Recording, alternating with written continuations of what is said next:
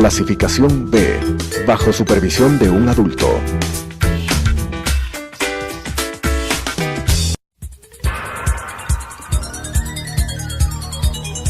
Las opiniones vertidas en este espacio por la producción y dirección del programa son de exclusiva responsabilidad de sus autores y de quienes intervienen en ellos.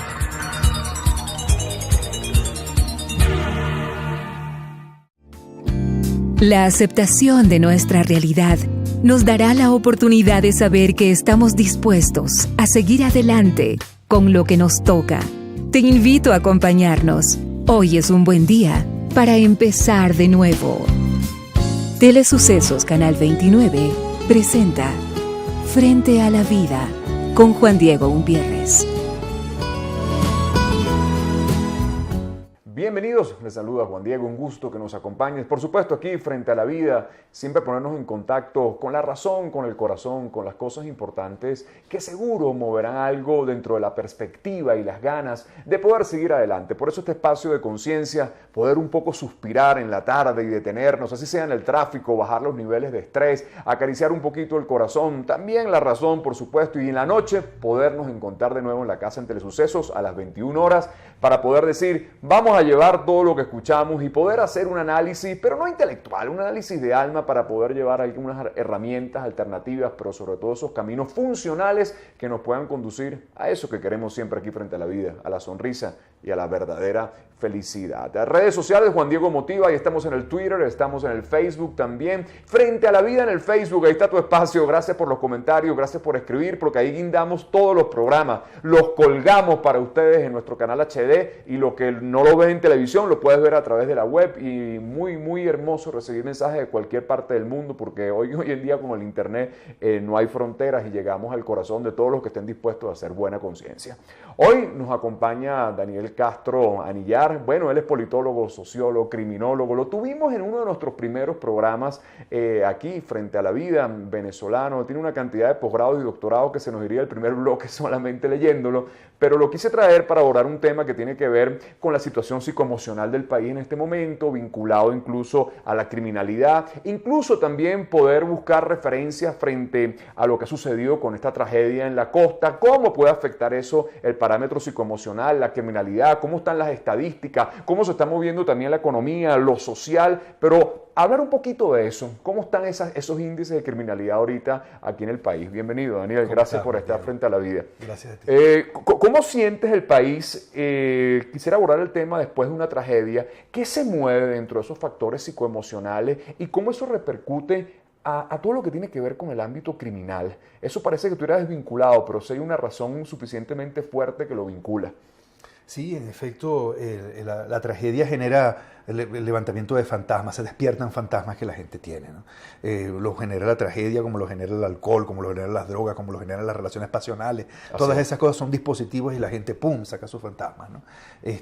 Fantasmas dependiendo de cada contexto.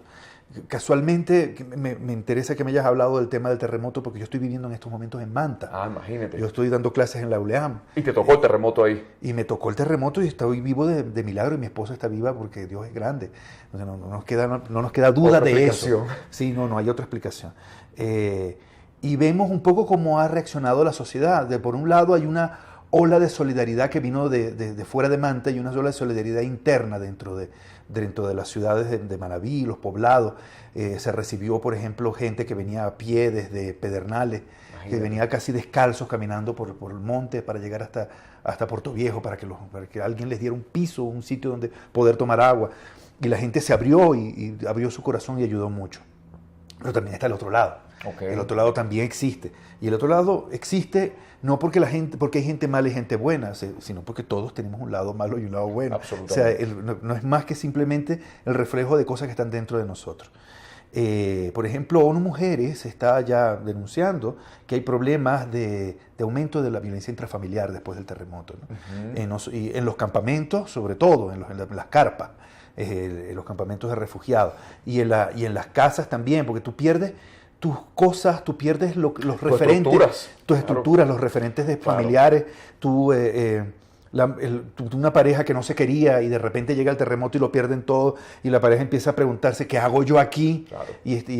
O por un cuento que me contaron y aparece el tipo que siempre la quiso y le dijo, bueno, yo estoy aquí, yo sí estoy contigo, y entonces empiezan a haber infidelidades en relación al matrimonio y empiezan a haber conflictos, o sea, todo es como levantar la alfombra, ¿no? Así y ver todo el polvo que estaba dentro, pues. Así es. Eso pasa mucho en las tragedias. En Venezuela, cuando tuvimos la tragedia de Vargas, que fue el deslave de la montaña del Ávila, hubo sitios donde pusieron a los refugiados, y lo que pasaba en esos sitios era de terror. O sea, pasaban eso, promiscuidad, delincuencia, era como que se desbordaba todo un planteamiento. Y te estaba contando fuera de cámara, y voy a aprovechar a contártelo ahorita, que en Venezuela en el año 99, cuando hubo la desgracia de Vargas, yo tenía un gran amigo, Johnny Gablowski, que había sido como quien manejaba la parte psicológica después de la tragedia, y él lo llamó una noche, el general que coordinaba toda la parte de seguridad después de la tragedia, incluso todavía la tragedia continuaba, porque eso fueron 3 días de lluvia, ¿no? Y lo llamó a decirle que había unos delincuentes, así lo denominó él, que se habían metido en una escuela de niños síndromes de Down y habían violado a todos los niños en plena tragedia. Y Johnny dice que en algún momento dijo, bueno, ¿qué hago? Hay que matar a esos tipos, dijo él. En algún momento lo dijo, luego reaccionó y dijo, pero espérate, yo soy psicólogo.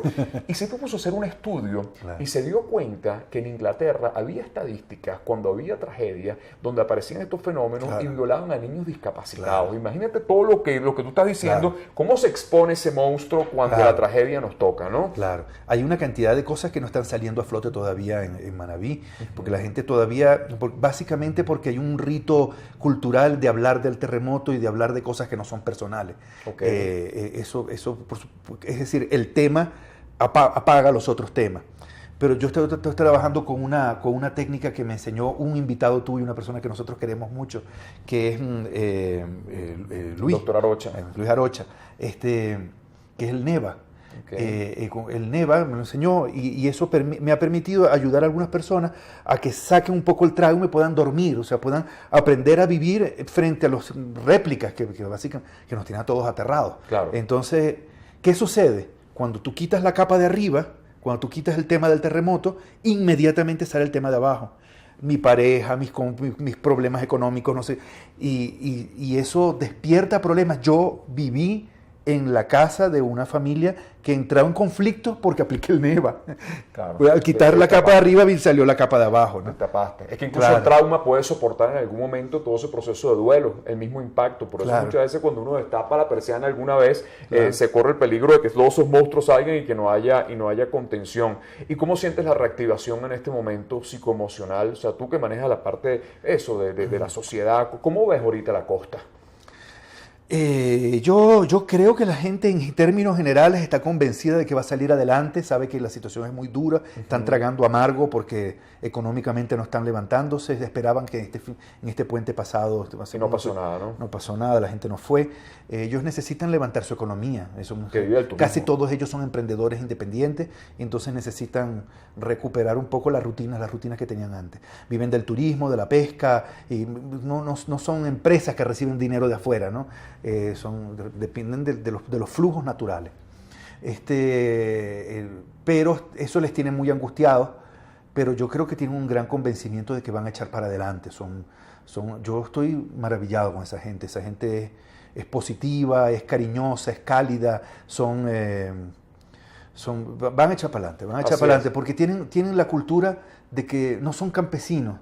Hay un tema yo no sé si me voy a meter en harinas complejas, pero las sociedades que están basadas, por ejemplo, en la producción del campo, son sociedades basadas mucho en la dependencia del entorno físico. Claro. Entonces eso genera una cultura determinada. Tú aceptas las cosas tal como se te dan y te hundes con sus desgracias y te levantas con sus bondades. Así es. Pero cuando es un puerto como Manta, o las otras ciudades que son portuarias, que son pescadores, que compran, venden, que dependen de su verbo, que dependen de su habilidad, de colocarse, de ser simpático, pasan otras cosas. O sea, claro. Y la costa también tiene otro movimiento psicoemocional diferente a lo que está arriba en la montaña. Claro. Vamos a seguir conversando hoy con Daniel Castro, él es sociólogo, politólogo, criminólogo también, y vamos a darle un poquito qué está pasando. Quisimos tocar el tema del terremoto, cómo influye eso dentro de la psique colectiva, pero sobre todo vamos a hablar también de la criminalidad, vincularlo a los tiempos de crisis y a todo este movimiento que ha pasado después de la tragedia. Hoy aquí, Frente a la Vida. Regresamos frente a la vida, conversamos con Daniel Castro, estamos dándole una vuelta a todo lo que ha sucedido con el terremoto, pero vamos a vincularlo un poquito a esto de la criminalidad. Tú llevas muchos años estudiando un poco lo que ha sucedido en el Ecuador. Te preguntaría, ¿cómo están las cifras después de un movimiento de impacto traumático como esto? ¿Cómo están las cifras por una crisis económica que estamos atravesando? ¿Se mueven, varían? ¿Has sentido alteraciones, picos altos en esos movimientos de criminalidad? Es posible que haya habido algún efecto del terremoto en las zonas cero y en las zonas del desastre. Yo no tengo cifras al respecto, así que no puedo hablar contundentemente del tema. El Ecuador había tenido, sin embargo, como nación, había tenido muy buenas cifras durante todos estos años. Tienen prácticamente 9 años levantando, de 9 a 10 años, bajando los homicidios. Cuando uno dice tasa de homicidio se refiere fundamentalmente al homicidio doloso, con intención. Sí, el que viene con el que es asesinato. Claro.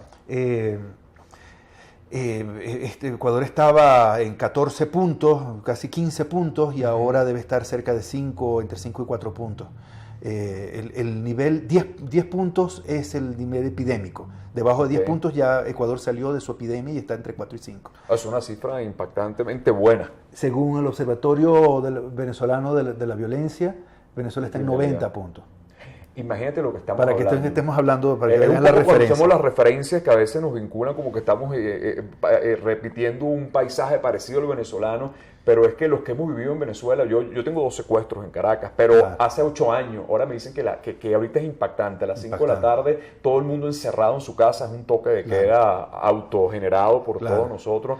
Entonces sin duda las cifras han mejorado acá. El mismo estado, la Fiscalía ha reconocido 54 puntos. Son 54, se miden por 54 homicidios por cada 100.000 habitantes. Y aquí estamos entre 4 y 5, entre 4 y 5 puntos.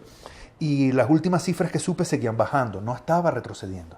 En asesinatos, en robos sí hay una tendencia creciente. ¿Y qué crees tú que tiene que ver con la crisis? Indudablemente, cuando la crisis aumenta la delincuencia a nivel de robo y hurto. No es porque la idea de que a mayor pobreza, a mayor delincuencia está completamente derrumbada en todas las teorías. No hay manera de soportar esa tesis.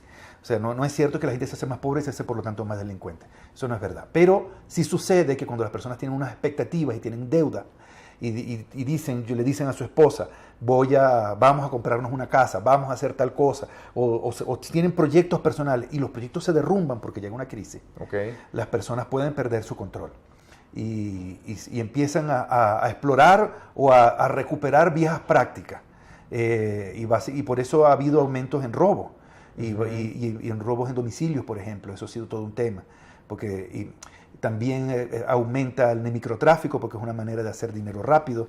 Es una manera también de reposar a través del consumo, de reposar un poco del estrés de la droga, de la crisis, quiero decir, a través de la droga. Entonces, pero el microtráfico genera deuda. Entonces le debo al otro tipo y el tipo es agresivo en cobrarme. Entonces tengo que salir a buscar la plata. Tengo que salir a buscar la plata, entonces los robos también. Entonces todos esos temas van deteriorando los segmentos más vulnerables al crimen en Ecuador. Acabamos de publicar un artículo con una gente maravillosa, David Anrango, policías maravillosos de Ecuador, que juntos hicimos un índice de vulnerabilidad social al crimen para ver cuáles son los segmentos más vulnerables, y no se consiguen los pobres. El índice de vulnerabilidad social, los más pobres, no son los que más delinquen. Delinquen aquellas personas que tienen, por ejemplo, una persona que estuvo en la cárcel o que tiene antecedentes penales dentro del entorno familiar. Entonces, influencia, genera una experiencia, genera una réplica.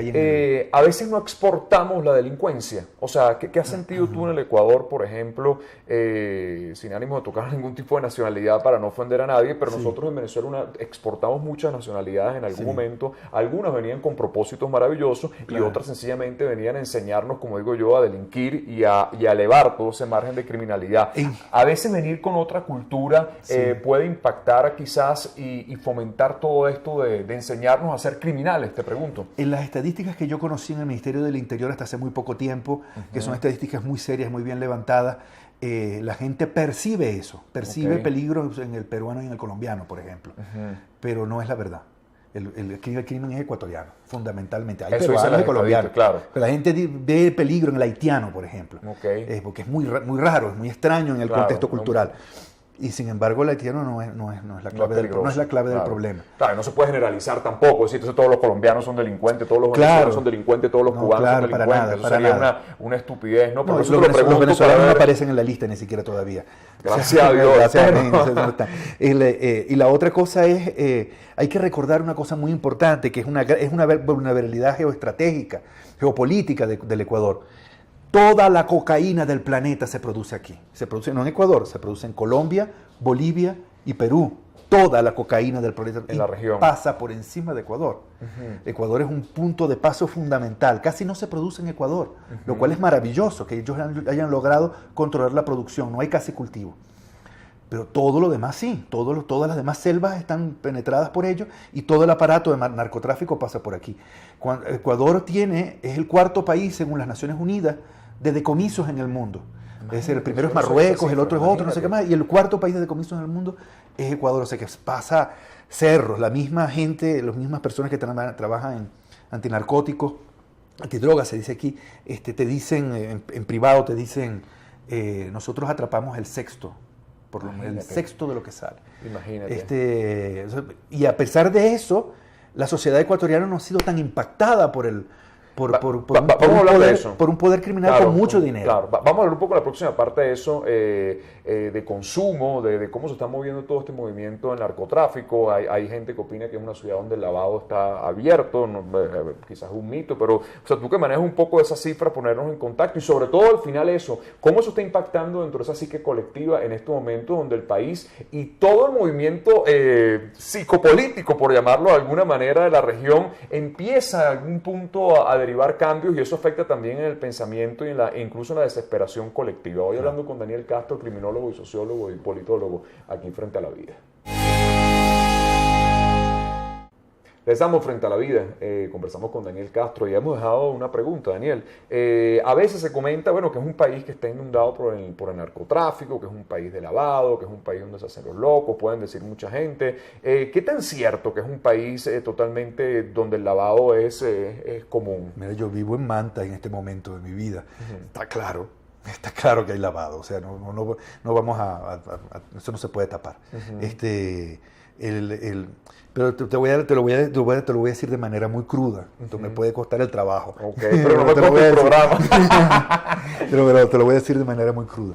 No ha habido manera de detener el narcotráfico. No ha habido fórmula alguna que permita detener el narcotráfico. El narcotráfico, tú destruyes sus cabezas y se regenera en otra parte. Claro, pero ni aquí ni en el mundo. No, en ninguna parte del mundo. No existe fórmula conocida. Fíjate que cuando en Medellín acaban con Escobar, que pensaban que, bueno, sacamos el capo del juego. Claro. Incluso después yo no sé si la palabra es peor, pero es que se atomizó eso. Claro. Entonces ya no había una cabeza, habían 500 cabezas. Entonces, en Venezuela es una metástasis pequeñita de todo esto. Exacto. Es una buena metáfora. En Venezuela se habla de la chiripa y la cucaracha. Claro. Es más fácil matar una cucaracha, pero chiripas, las que son las chiquititas, se reproducen a toda velocidad. En el caso pero hay una fórmula que ha permitido un grado de convivencia. Esa es la verdad. Okay. Esa fórmula fue implementada quizás por vez primera en Medellín y en Bogotá.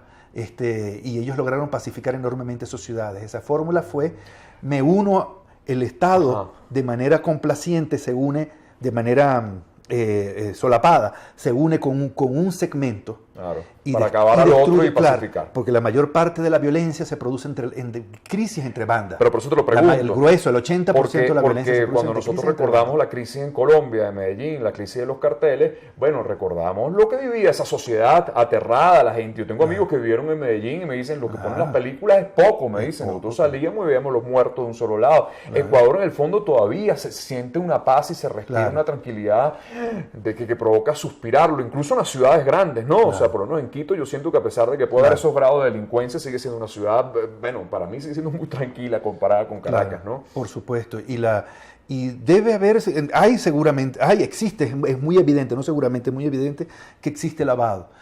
No conozco cuáles son las estrategias con las que se coloca el lavado, pero hay que y es muy importante que la policía no pierda su poder disuasivo frente al avance del narcotráfico, porque puedes perderlo todo. El narcotráfico no le quita la seguridad a los ciudadanos, le quita el Estado de Derecho. Claro. O sea, es mucho peor, es mucho más grave. No solamente, y le quita la salud emocional y psíquica y física de un país enfermo y drogado. Tiene... No, me refiero al tráfico. Pueden que no consuman. Yo estoy hablando del tráfico, sin hablar del consumo. Claro, pero ahí voy hacia la otra pregunta. O sea, ¿cómo están consumiendo hoy en día? Claro, ahí parte del problema. El microtráfico funciona de otra manera. Se llama microtráfico a ese, consumo interno. Okay. Funciona de otra manera, son otras redes, son otros grupos. Los grupos que trabajan en el narcotráfico no andan pendientes en venderle al barrio. Están pendientes en vender. Por aquí, mira, está Galápagos, y de Galápagos a Australia y China y Asia. Y hacia el norte está Guatemala y México y por supuesto los Estados Unidos. Este es un punto estratégico importante, como lo es también en parte de la costa colombiana y parte de la costa peruana. Así es. Lo que sucede es que esa gente no se va, estamos hablando de que cocaína del 80% en la frontera cuesta unos $2,000 en la frontera con Colombia. En Nueva York cuesta $12,000 el mismo paquete. Claro. En Australia cuesta $21,000. $21,000 un paquete de 1 kilo de cocaína. Claro, imagínate. Entonces, no andan pendientes. El problema aquí es el microtráfico. Y yo sí creo que hay que ser enemigo frontal del microtráfico. Porque el microtráfico sí penetra el tejido social y es muy grave. Destruye la familia, destruye las relaciones, destruye la escuela, destruye la economía. Ahí donde la economía es necesaria. El microtráfico viene por otras redes y venden además cocaína, droga en general de pésima calidad. Sí, no es 80% es pasta base, son mezclas que se cocinan a veces en la cocina de una casa. Y no sientes a veces te mata las neuronas. Una política un poco más ligera, ahora que hablamos de la marihuana, como una cosa ahí bien light, que no es cierto, siempre le hemos dicho aquí, los daños que produce la marihuana. Es tremenda la marihuana. Es tremenda. Eso lo dice él como motivador y como psicólogo, lo digo yo como criminólogo. Fatal, es grave, es fatal. Grave. Sí, pero la gente lo ha visto como, una hierbita de vez en cuando, no hace daño, pero produce unos impactos a nivel cerebral, pero realmente grandes. ¿No sientes que ese punto donde pareciera un intento de legalizar ciertas cosas puede ser mejor el remedio que la enfermedad? Hay gente que dice que no, que legalizando esto acabaríamos con el narcotráfico y que el consumo bajaría. ¿Qué crees tú? En el caso del microtráfico, que es el que me preocupa a mí, yo sí soy favorable a la legalización de la marihuana. De hecho, la experiencia, estamos todos pendientes de la experiencia uruguaya que legalizaron. ¿Y qué hace? El Estado vende la marihuana, tienes unas cantidades de dosis, no te puedes pasar de esas dosis, tienes un carnet y tú, por el carnet yo te vendo. También, en Holanda lo puedes hacer hasta en un bar, o sea, ni siquiera te vigilan la dosis. Pero en Uruguay es interesante porque te vigilan la dosis. O sea, están protegiendo tu salud de dos maneras, controlando tu dosis y controlando la calidad del producto. Porque es que la porquería que entra por la frontera colombiana a Ecuador es porquería. Sí, claro, puede tener mucho efecto como la creepy, pero es mala, es súper mala. Entonces tú tienes que... Lo bueno sale del país, eso va de exportación. Pues. Claro. Entonces, claro, eso hay que... Yo creo que sí, yo creo que es muy importante quitarle el poder a las redes del microtráfico, y la mejor manera de quitarlo no es perseguirlos unos por uno, la mejor manera de quitarles es quitándoles el negocio, y controlando y regulando el negocio claramente, inclusive regulando autocultivo. La marihuana es mala, sin duda que la marihuana es mala. Pero la gente no deja de hacer las cosas porque tú le digas que son malas. Claro. La gente las deja. El alcohol. Claro, tantos años claro, por supuesto. Claro. En la prohibición del alcohol en Estados Unidos, ¿te refieres tú? Claro. Eso fue el ejemplo perfecto, pues, ¿no? La gente deja de hacer las cosas porque se tiene que convencer, porque hay procesos de capacitación, porque tú te involucras en la vida de la persona, colocándole el producto allí. Claro. Yo creo que estamos todos pendientes de ver lo que pasa en Uruguay. Okay. ¿Qué sientes para cerrar el programa? Estos próximos meses vienen movimientos políticos, viene una campaña electoral. Latinoamérica parece que por lo menos está en movimiento, ¿no? Sin pronóstico alguno. ¿Qué sientes? ¿Cómo eso nos puede afectar como sociedad dentro del punto de vista también de la criminología? ¿Qué va a pasar estos meses? ¿Qué percibes? Esa es una respuesta, es una pregunta que te puedo dar horas Dame un minuto. Ese es el problema. Te lo voy a decir por donde creo que es más interesante. Últimamente yo estoy afiliándome a una idea muy importante generada por politólogos alemanes que dice que los procesos políticos vienen por ola. Hay un proceso político a favor del interés privado y luego hay procesos políticos a favor del interés colectivo. Entonces en América Latina se llama derecha e izquierda, pero tienen otros nombres en otras partes, ¿no? Y ahorita estamos bajando la cuesta del interés colectivo y estamos entrando en el privado. La izquierda se está replegando en todas partes. En la última votación de la OEA, solamente Nicaragua y Bolivia apoyaron a Venezuela. Se tuvo que buscar refugiar Maduro con las islitas del Caribe, donde hay un acuerdo petrolero sólido, evidente y notorio, que comenzó Carlos Andrés, además que ni siquiera realmente es una vieja historia diplomática. Entonces... Y así, muchos países han perdido un poco su perfil en la izquierda y está entrando una onda de derecha que yo creo que se va a estabilizar. El problema es que cuando cae la curva, se rompen cosas. Que quizás eran buenas. Que quizás eran buenas, exactamente. Y se rompen expectativas, se rompen cosas porque la gente pierde. Entonces, la pregunta ahora ya no es si lo bueno es la izquierda o la derecha. La nueva pregunta que nos estamos haciendo los politólogos es cómo hacer para minorar la curva, para que la caída no sea tan violenta, porque nos estamos haciendo mucho daño. Perdemos presupuestos, nos aferramos al poder, atacamos a los otros, votamos gente del trabajo. Entonces, ¿en qué medida las reivindicaciones positivas de la derecha o del interés privado hay que continuarlas en el lado de la izquierda y cómo las reivindicaciones positivas de la izquierda pueden ser continuadas también en el lado de la derecha para que la caída de la montaña rusa no sea tan brutal? Así es. Nosotros vamos a entrar, por supuesto, vamos a acumular a la crisis energética en América Latina, vamos a acumular la crisis política de los cambios. Ya a Argentina se le nota, hay una convulsión política tremenda con la aparición de Macri. Y ya se nota en Brasil, por ejemplo. O sea, no estamos hablando de pequeños ejemplos, son ejemplos fundamentales que impactan la economía.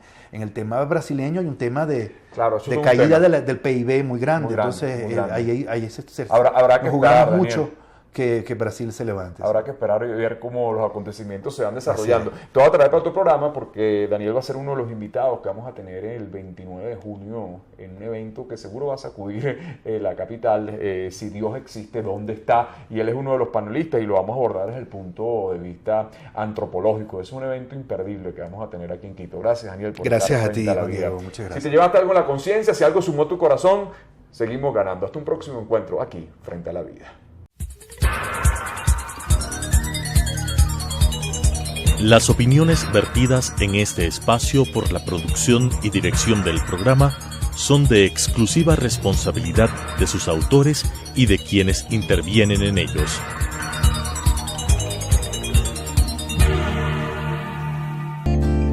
Los triunfos no se miden por las victorias. Habrá derrotas que más temprano que tarde agradeceremos y evaluaremos como éxitos favorables. El tren pasa siempre, mientras estemos despiertos, frente a la vida. Nuestra cita mañana 18:30 en Radio Sucesos, 21 horas por Telesucesos.